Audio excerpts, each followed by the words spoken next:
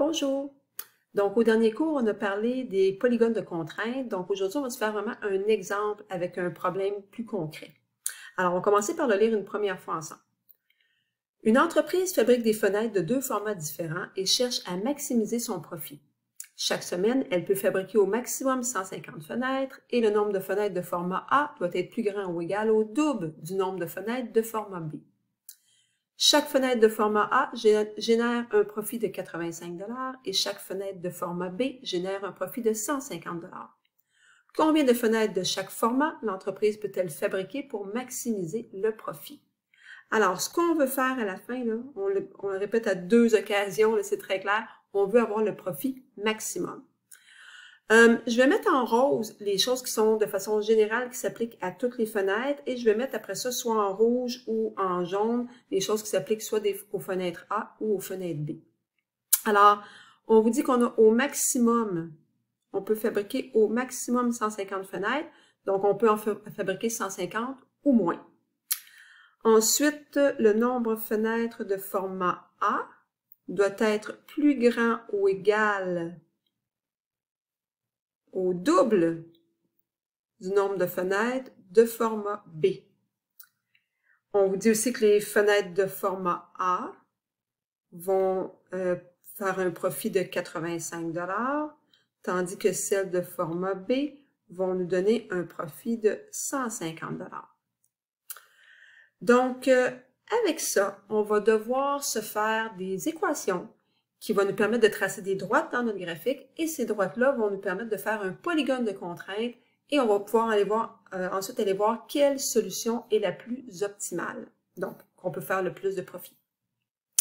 Alors, tout d'abord, on doit aller commencer par poser ce qu'on va appeler X et ce qu'on va appeler Y dans ce contexte-ci. Donc, ça ne dérange pas de quelle façon tu les poses, mais après ça, il faut que ce soit consistant avec le reste de ton problème. Donc, moi ici, je vais appeler le nombre de fenêtres de type A, donc format A, c'est ce que je vais appeler par X, et je vais nommer Y le nombre de fenêtres de format B.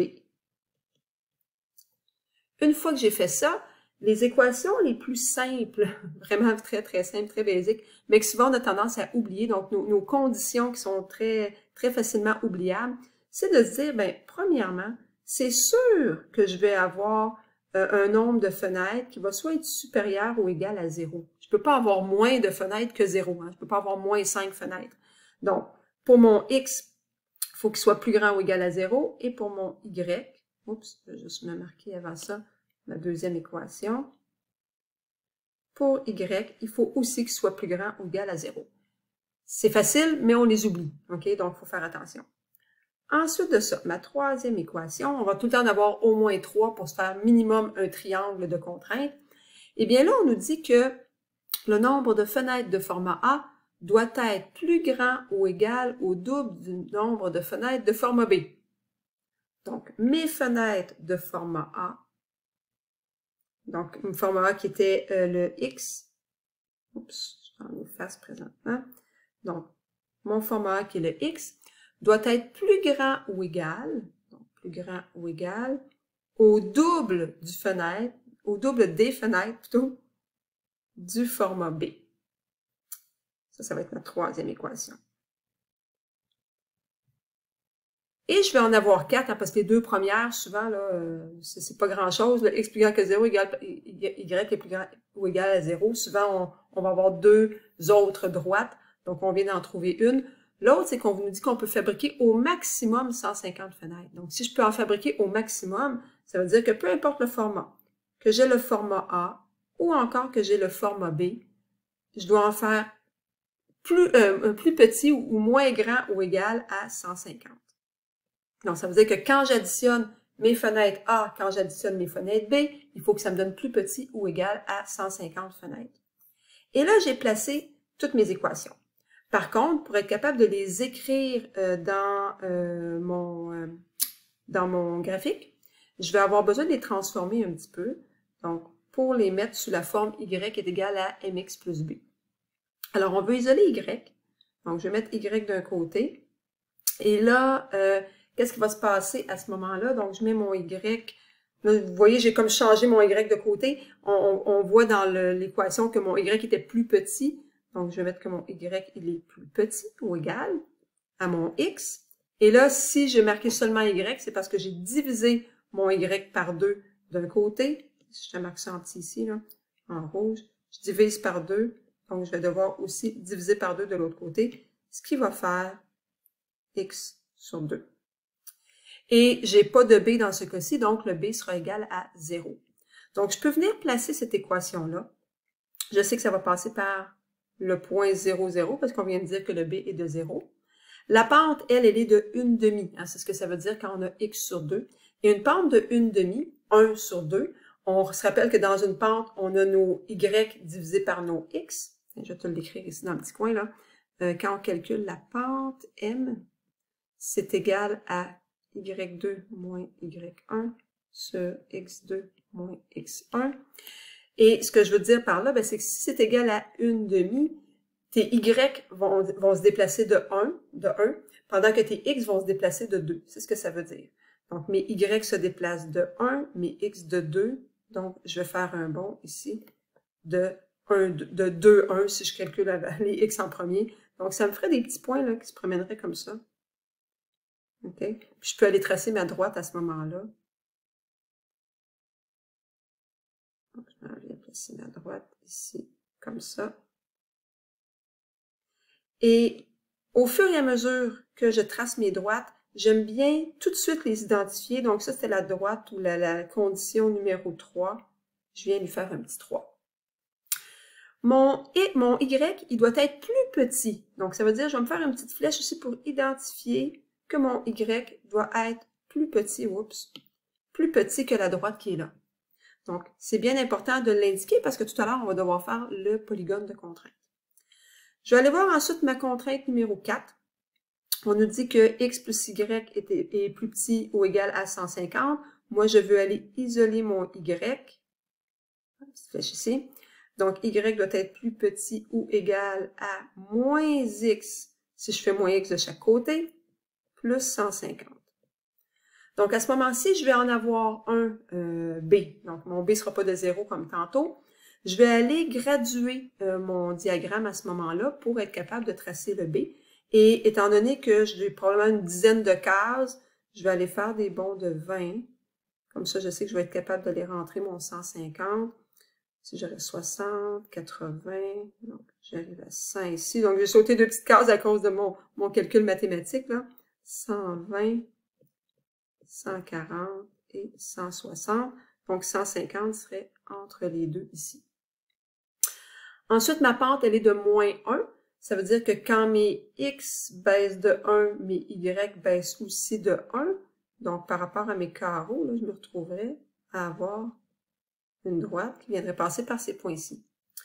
Je pourrais, hein, ça aurait été bien que j'ai pensé dès le départ, là, venir changer de couleur. Un petit point en rouge.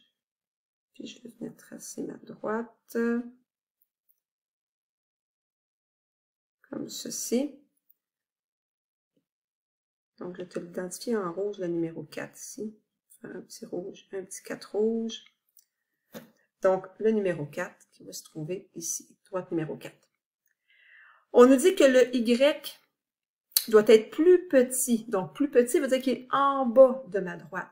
Donc, en bas de la droite, je me fais une petite flèche pour identifier dans ce sens-ci. Il nous reste le X est plus grand que 0 et le Y est plus grand que 0. Je vais aller les mettre en vert. Donc, si je les mets, il y en a un qui est directement sur 0. Donc, ça veut dire sur l'axe des X, sur l'axe des Y. Et si je regarde le X, il doit être plus grand. Donc, X doit être plus grand. On va l'identifier comme ça ici. Donc, ça, c'était la numéro 1. Et mon Y doit aussi être plus grand, donc de ce côté-ci. Ça, c'est ma numéro 2. Alors, je cherche une région qui correspond à toutes ces caractéristiques-là. Et cette région-là, je vais la mettre, tiens, en surligneur. la mettre en jaune. Donc, ça veut dire que je suis plus petit que la droite que j'ai tracée en bleu, plus petit que la droite que j'ai tracée en rouge, plus grand que celle qui est en verte, dans les deux qui sont vertes. Je vais donc avoir un point A, je vais le mettre ici, un point B et un point C. C étant 0, 0, je peux même l'écrire tout de suite. Donc, c'est ce que je vais vouloir optimiser. Mais on voit que le point A, c'est un peu abstrait, là, je vois pas exactement où il est, donc j'ai pas ses coordonnées exactes, il va falloir que j'aille chercher. Le point B aussi, c'est pas parfaitement exact, il va falloir que j'aille chercher les coordonnées du point B. Alors, pour être en mesure d'aller chercher les coordonnées, on va se servir des équations de nos droites. Donc, pour le point A, tout d'abord, on voit qu'ils se croisent. Donc, je vais prendre mon pointeur là. Le A se croise c'est un croisement de la droite numéro 3 et de la droite numéro 4. Ce qui fait que je vais aller prendre l'équation de ma droite numéro 3 qui disait que y est égal à x sur 2. Et je vais aller prendre aussi l'équation de la droite numéro 4 qui dit y est plus petit ou égal à moins x plus 150. Et je vais aller mettre ces deux équations-là en relation. Moi, je veux voir quand est-ce que ça ici, c'est égal à celui-là. Parce que quand c'est égal, ça veut dire que je suis exactement sur mon point A. Le point où ils sont égales, c'est l'endroit où ils se croisent. Donc, c'est ce qu'on va faire tout de suite. Donc, ce qu'on veut savoir, c'est où est-ce que x sur 2 est égal à moins x plus 150. Donc, c'est ce qui nous intéresse. Alors, bon, je pourrais aller faire, tiens, moi je suis quelqu'un qui n'aime pas les fractions, là. Donc, quelqu'un qui n'aime pas les fractions peut se dire, ben, moi, je m'en viens me débarrasser de mon 2. Mais si je fais ça, je dois penser à faire x2 de chaque côté. Donc, je vais simplement ici avoir x est égal à moins 2x plus 300. Et j'ai plus de fractions. Ensuite, l'important, c'est d'aller mettre toutes les x du même côté. Donc, en faisant plus 2x de chacun des côtés, je vais me retrouver avec 3x est égal à 300, ce qui fait que x est donc égal à 100. Donc, j'ai trouvé la valeur de x, il me reste à trouver la valeur de y. Je vais donc reprendre la plus facile de mes deux équations. Bon, moi, je trouve ça relativement facile de faire 100 divisé par 2, hein, parce que mon x est égal à 100. Donc, je peux donc dire que y est égal à x sur 2. Puis comme mon x est égal à 100, ben mon y va être égal à 50. Je connais donc les points, les coordonnées de mon point A, qui seront à ce moment-là 100 et 50. On fait la même chose pour le point B, parce qu'on a dit que celui-là aussi, on ne connaissait pas ses coordonnées exactes pour l'instant. Donc, pour le point B, on sait que le point B, il est directement sur l'axe ici. Donc, ça veut dire que son y est égal à 0, hein, parce que ça ne monte pas, ça ne descend pas. Donc, on a y est égal à 0, et ce qu'on cherche, c'est la valeur de x. Donc, on va aller prendre notre règle, notre équation de la droite numéro 4. Droite numéro 4 qui nous disait y est égal à moins x plus 150. Donc, je ne tiens pas compte ici de l'inéquation, là. J'ai mis un signe égal parce que je veux exactement le point qui est à cet endroit-là. Et je viens remplacer mon y par 0, parce que comme je suis directement sur l'axe, je sais qu'y est égal à 0. Et je vais être en mesure à ce moment-là d'aller isoler mon x pour voir que x est égal à 150. Ça va donc me donner des coordonnées de 150 et 0 pour le point B. Et le point C, on l'avait déjà dit, le point C, ses coordonnées sont de 0, 0, il est directement à l'origine. Alors, la grosse partie du travail est faite. Ce qui nous reste maintenant à faire, il va nous rester à aller voir où est-ce que c'est optimal. Alors, on n'a pas écrit encore notre règle pour l'optimisation, c'est-à-dire que on n'a pas tenu compte encore de ceci-là. A génère un profit de 85 $ et B génère un profit de 150 $. Ça, c'est ce qui va nous permettre d'écrire la règle à optimiser. Donc, je vais venir l'écrire en rouge, celle-là. Donc, on l'appelle souvent Z. Avec Z, on nous dit que chaque fenêtre A va rapporter 85 $.